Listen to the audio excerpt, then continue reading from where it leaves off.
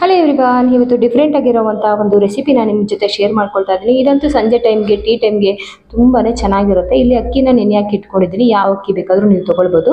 ಅದ್ರ ಜೊತೆಗೆ ನಾನು ಆಲೂಗೆಡ್ಡೆನ ಬೇಯಿಸಿ ಇಟ್ಕೊಂಡಿದ್ದೀನಿ. ಅವೆರಡನ್ನೂ ಹಾಕ್ಬಿಟ್ಟು ನೀರು ಹಾಕ್ತೇನೆ. ಈ ಥರ ನುಣ್ಣಿಗೆ ರುಬ್ಕೊಳ್ಬೇಕಾಗುತ್ತೆ. ಯಾವುದೇ ನೀರು ಹಾಕಬೇಡಿ, ನೀರು ಹಾಕಿದ್ರೆ ತೆಳ್ಳಗಾಗ್ಬಿಡುತ್ತೆ, ಬೋಂಡ ಥರ ಬರಲ್ಲ. ಇದಕ್ಕೆ ತುಂಬ ಚೆನ್ನಾಗಿರುತ್ತೆ. ಚಟ್ನಿ ಮಾಡಿಕೊಂಡ್ರೆ ಕಾಯಿ ಚಟ್ನಿ ಮಾಡ್ಕೊಳ್ಳಿ, ತುಂಬಾ ರುಚಿಯಾಗುತ್ತೆ. ಇವಾಗ ಎಲ್ಲ ಹಿಟ್ಟನ್ನು ಕೂಡ ಅಕ್ಕಿನ ನಾನು ಈ ಥರ ಗಟ್ಟಿಯಾಗಿ ರುಬ್ಕೊಂಡಿದ್ದೀನಿ. ನೋಡಿ, ಇನ್ನೊಂದು ಸ್ವಲ್ಪ ಇತ್ತು, ಅದನ್ನು ಕೂಡ ಹಾಕಿ ನುಣ್ಣಗೆ ರುಬ್ಕೊಳ್ತೀನಿ.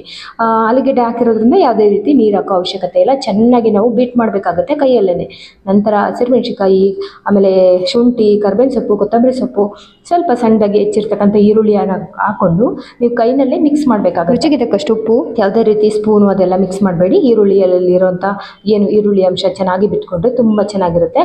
ಮೀಡಿಯಂ ಫ್ಲೇಮಲ್ಲಿ ಇಟ್ಕೊಂಡು ಈ ಥರ ಕರಿತಾ ಇದ್ದರೆ ಸೂಪರಾಗಿ ಬರುತ್ತೆ. ಇದಕ್ಕೆ ಕಾಯಿ ಚಟ್ನಿ ಅಂತೂ ಒಳ್ಳೆ ಕಾಂಬಿನೇಷನ್ ಅಂತಲೇ ಹೇಳ್ಬೋದು. ಟ್ರೈ ಮಾಡಿ.